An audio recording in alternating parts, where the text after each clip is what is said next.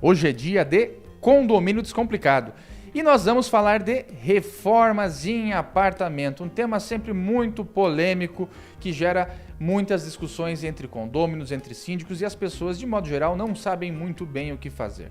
E nós estamos novamente com o arquiteto Antônio Cecim, que trabalha bastante nesse segmento e é ele que vai tratar desse assunto com você que está nos assistindo.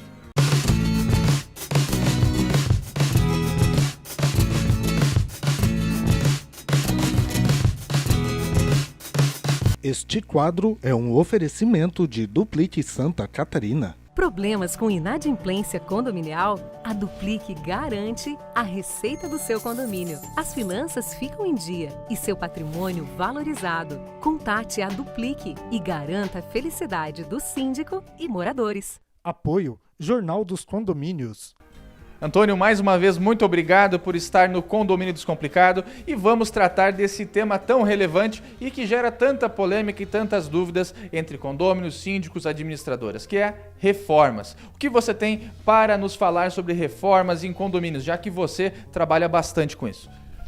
Obrigado, Gustavo, novamente. Bem, primeiramente a reforma, ela é o jeito mais fácil de você renovar o teu lar, de você mudar o teu hábito de vida, de você dar aquela reciclada em alguns costumes seus.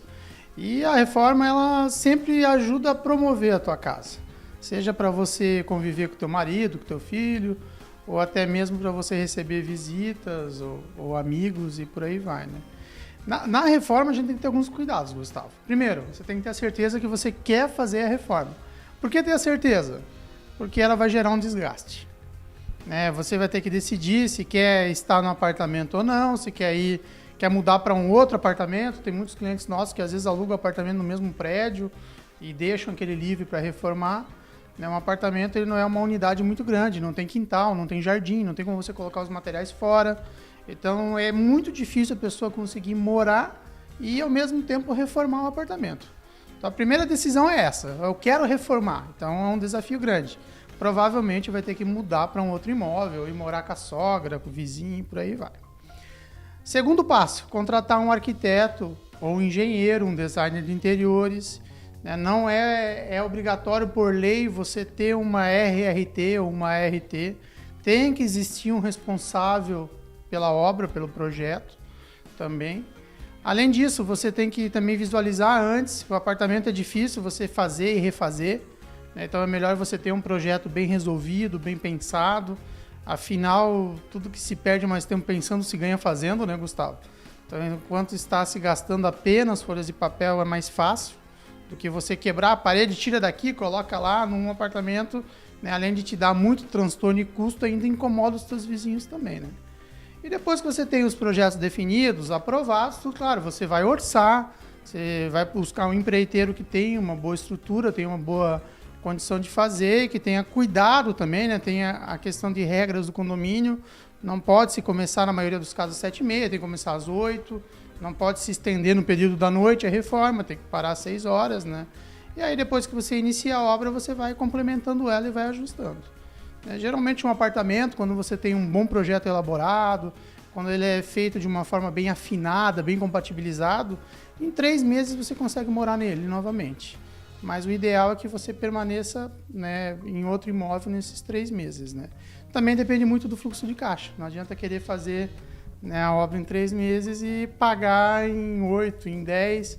Né? Não é todo fornecedor que vai te vender o material parcelado. Além disso, Antônio, e também telespectadores, temos a famosa norma técnica de reformas, a NBR 16280, que foi editada em 2014 e já falamos dela em algumas outras oportunidades.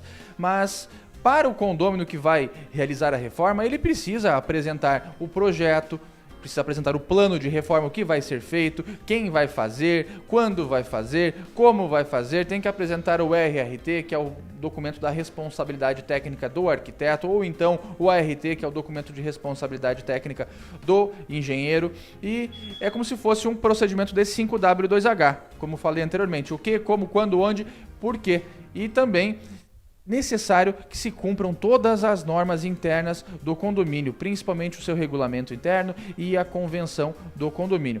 Além disso, o síndico ele precisa exigir do condômino que apresente todos esses elementos. Por quê? Se o síndico não exigir, ele acaba se responsabilizando diante de algum evento que venha a acontecer, algum colapso da estrutura, algum problema decorrente da obra realizada. Se ele solicita esses elementos da norma técnica, problemas deixam de acontecer. Se algum problema acontece na estrutura, quem é responsável é justamente o titular da unidade e também o responsável técnico pela obra que foi realizada. Cabe ao síndico, é recomendável que ele faça uma verificação técnica com um profissional contratado. Então, um engenheiro ou um arquiteto valide o projeto que foi apresentado para ele, para que ele diga, está ok, a obra pode ter o seu prosseguimento e não vai impactar na segurança, no sossego e na saúde de todos os demais condôminos. Se ele não fizer isso, ele não eventualmente se responsabiliza, mas é absolutamente recomendável que o faça.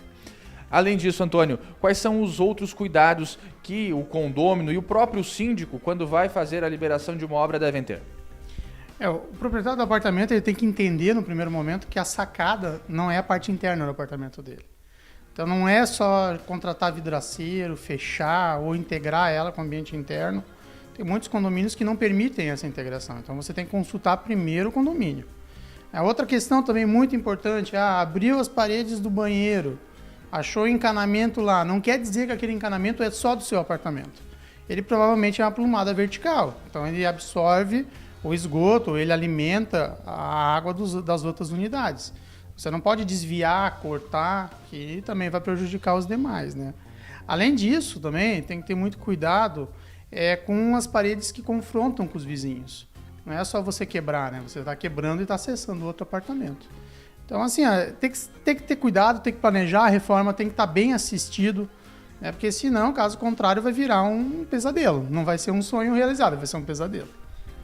Se o condômino não apresenta o plano de reforma lá nos termos da NBR 16280, cabe ao síndico impedir que a reforma aconteça. Se ainda assim o condômino insistir em tentar realizar a reforma, o condomínio, o síndico, pode ingressar com uma ação de obrigação de não fazer, impedindo que a reforma aconteça, impedindo que o prejuízo ao sossego, à saúde e à segurança de todos os condôminos seja prejudicado, porque esse é o objetivo da norma técnica. E também temos que lembrar do artigo 1336, inciso 4º, que fala exatamente isso, dos 3 S's, saúde, sossego e segurança de todos os condôminos. Antônio, mais uma vez te agradeço pela presença no nosso Condomínio Descomplicado. Semana que vem nos vemos. Este quadro é um oferecimento de Duplit Santa Catarina. Problemas com inadimplência condominial? A Duplique garante a receita do seu condomínio. As finanças ficam em dia e seu patrimônio valorizado. Contate a Duplique e garanta a felicidade do síndico e moradores. Apoio Jornal dos Condomínios.